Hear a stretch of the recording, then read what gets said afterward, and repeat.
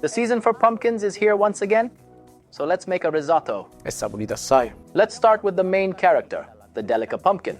The first thing to do is clean it. Now I'll divide it in half and scoop out the insides. With the seeds, you can obviously make pumpkin seeds. They're lovely toasted in the oven. All you have to do is to place them on a baking tray, season them with oil, salt, and maybe your favorite aromatic herb or spice, and let them toast. And now we'll cut the pumpkin first into slices and then into cubes. The smaller we make them, the faster they'll cook. Now let's move on to the onion.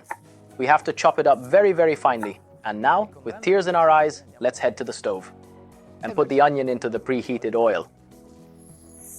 On a low temperature, because the onion only has to be simmered, in fact, we're going to add a pinch of salt to help us, and after about 10 minutes, we can add our pumpkin cubes. We'll also let these develop their flavor for a few moments. The pumpkin has developed a lovely flavor, so now we can finish cooking it by adding the vegetable stock. After this, it will need about 20 more minutes.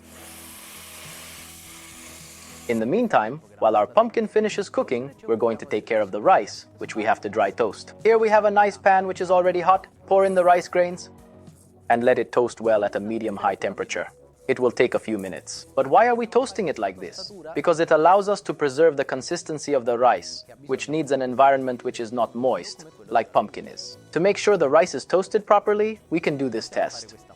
Take a small handful and hold it tightly. If you can't hold it for more than a few seconds, that means it's ready. At that point, turn up the temperature and simmer the rice with white wine.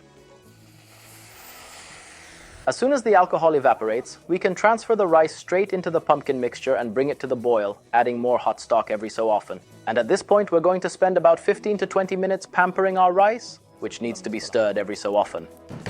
Towards the end of the cooking period, make sure it's at the right salt level. Add a pinch of pepper, and after giving it a nice mix-up, turn off the heat and add the butter, which has to be cold, and a nice sprinkle of grated Parmesan. Mix it all together well. This stage of risotto making is called mantecatura in Italian.